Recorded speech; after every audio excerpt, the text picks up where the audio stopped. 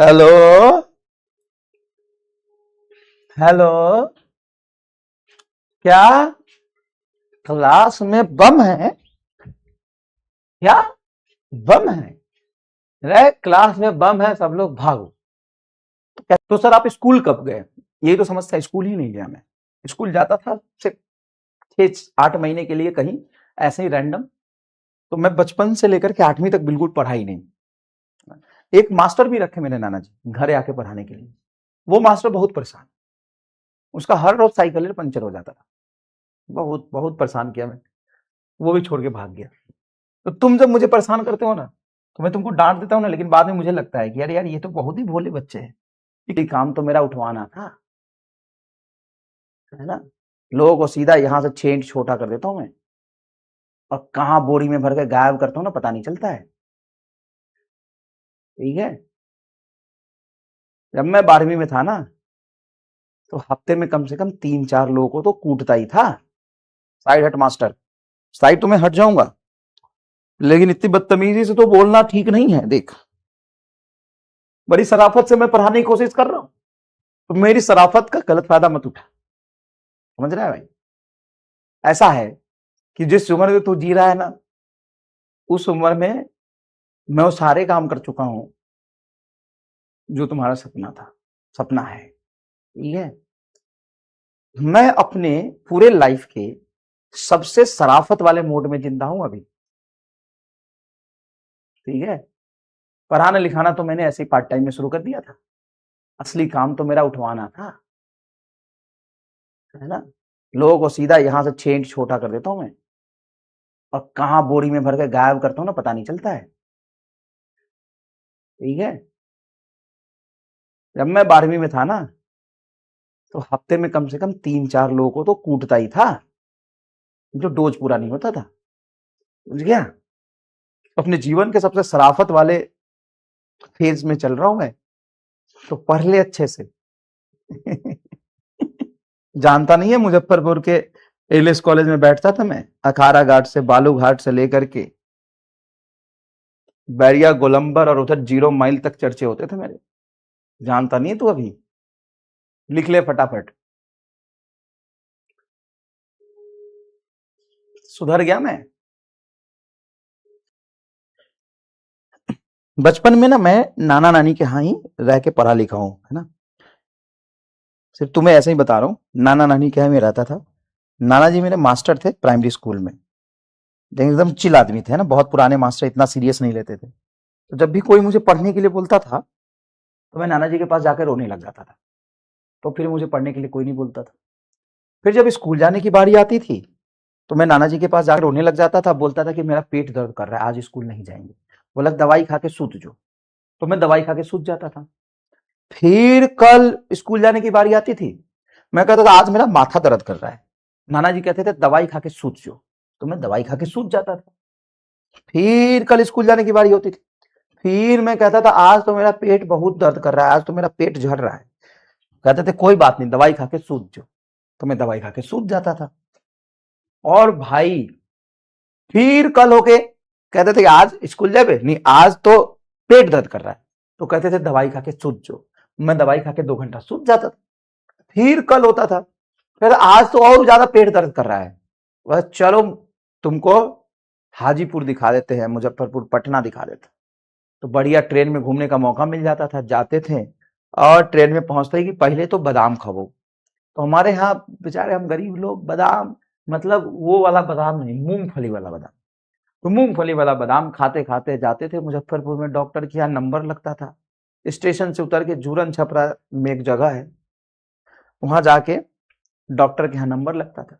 वहां पे डॉक्टर देखता था, डॉक्टर कहता है इसे बहुत गंभीर बीमारी है, पता नहीं चल रहा है, इसको एक्सरे कराना पड़ेगा, और पता नहीं अल्ट्रासाउंड कराता था। बोलता था ऐसे तो कुछ नहीं दिख रहा है, लेकिन कुछ दवाई देते हैं, इसको खिलाइए। फिर मैं दवाई खाता था, और मजाक नहीं कर रहा हूँ, बचपन में इतने दवाई खाए ना मैंने बिना बीमारी का, इतने दवाई खाए ना, इतने दवाई खाए ना मत पूछो, खूब दवाई खाए। और जैसे ही 2 वक्त में मेरा तबीयत खराब हो जाता था, सुबह 8 बजे जब स्कूल जाने की बारी होती थी, और शाम को, क्योंकि गांव घर में क्या होता है ना कि दिन भर नहीं पढ़ना, खेलो कूदो मौज करो, शाम को खूब क्रिकेट इधर गुल्ली डंडा मचाओ, और शाम को ललटेन जला के पढ़ो। तो ललटेन जलाने के बाद मेरा पेट दर्द शुरू हो जाता था फिर से, ठीक है। तो इस तरीके से मेरा बचपन बढ़िया बीता, एकदम जोरदार। और कभी मान लो कि जबरदस्ती बोले कि चलो आज तो स्कूल जाना है, 2-3 दिन से दवाई खा रहे हैं, आज तो स्कूल जाना पड़ेगा, तो मैं जाता था, कोई दिक्कत नहीं, मैं तैयार वार होके और जाता था। और जाते जाते नाली में गिर जाता था। उधर से नाली में सना के आ रहे हैं बैग लेके, क्या हुआ, स्कूल जा रहे थे, गिर गए गलती से। उधर से बाइक वाला आ रहा था, इधर से साइकिल वाला जा रहा था, तो उधर से हॉर्न मारा, तो हम फिसल के नाली में गिर गए, हम क्या करें। तो बोला ठीक है, कपड़ा चेंज करके सूत जो। फिर कभी स्कूल जाने के लिए कहते थे हम कि आज नहीं जाएगा, आज तो मन नहीं कर रहा है, नहीं आज तो जाना पड़ेगा। तो मेरे आदमी पीछे 2 आदमी दौड़ता था कि इसको पकड़ के स्कूल भेजेंगे। मैं जब भागते भागते सीधा गोबर के टाल में जाके घुस जाता था, सीधा गोबर में, गोबर लगा लिया। बताओ अब कैसे जाएंगे, गंदा नाली जो जाता था ना, कहीं से गांव घर में नाली होता, गंदा नाली में जाके गिर जाता था। अब बताओ कोई कौन है जो मुझे तैयार करके अब स्कूल भेज देगा, गंदा नाली में गिर जाता है ना। मेरे नाना जी गाय पालते थे, तो गाय का गोबर होता है, उपला होता है, वो सड़ा हुआ गोबर, मतलब 5-6 महीने का जमा करके टाल बनाते थे, ठीक है। अब जाने की बारी है, मैं उसी में घुस जाता था।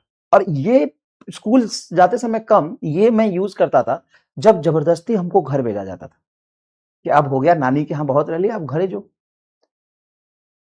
तो भाई साहब उस समय दिक्कत हो जाता था, घरे कैसे जाएंगे। तो जैसे ही ट्रेन का टाइम हुआ, मैं कांड कर देता था। और ज्यादा हुआ, कपड़े उपड़े खोल के फेंक दिए और सीधा दौड़ने लगे, पूरे गांव गांव में किसी घर में घुस के नुका गए। भाई साहब 1 घंटा तक ढूंढ रहा आदमी, कहाँ गया कहाँ गया, पूरा गांव में हल्ला है कहाँ गया। मैं किसी के घर में कोने में पलंग के नीचे घुसा पड़ा हूं एकदम अंधेरे में, पूरे गांव में हल्ला है कि भुला गया, क्योंकि मुझे घर भेज देते पकड़ के। पूरे गांव में 2 घंटे तक ढूंढ रहे कहाँ गया, मैं किसी दूसरे के घर में पलंग के नीचे घुस जाता था, चौकी के नीचे। चलो लिखो।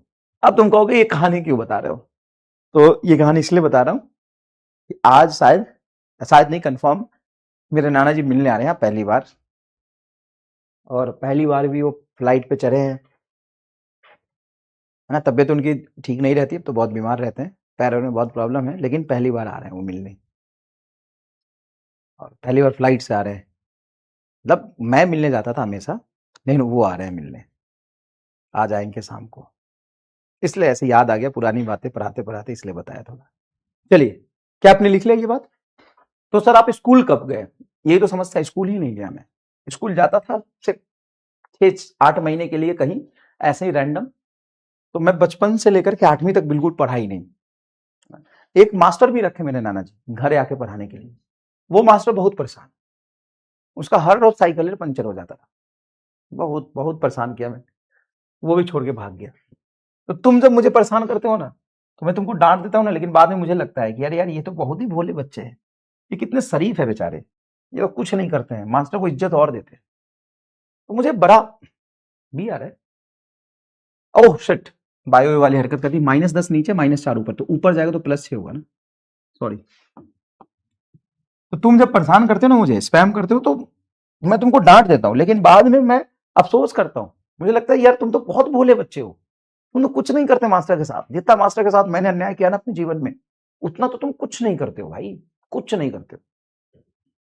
मास्टर आता था पढ़ाने, कुर्सी के नीचे सुआ लगा देता था, सुई नहीं सुआ, सुआ समझते हो जिसे बोरी सिलते हैं, सुआ लगा देता, सुई तो छोड़ो, तुम तो वहां तक सोच भी नहीं सकते।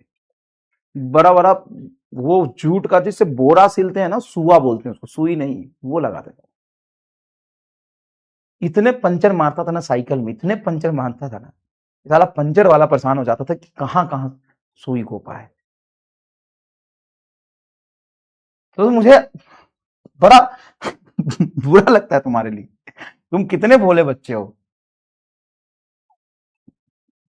चलो इधर देखो, अब मान लो एक सिचुएशन कि तुम लोग क्लास में बैठे हो और सबको एक एक गिलास मैंने बढ़िया भांग का शरबत पिला दिया, और मैं भी 2 गिलास पी गया, ठीक है, मैं भी 2 गिलास पी गया।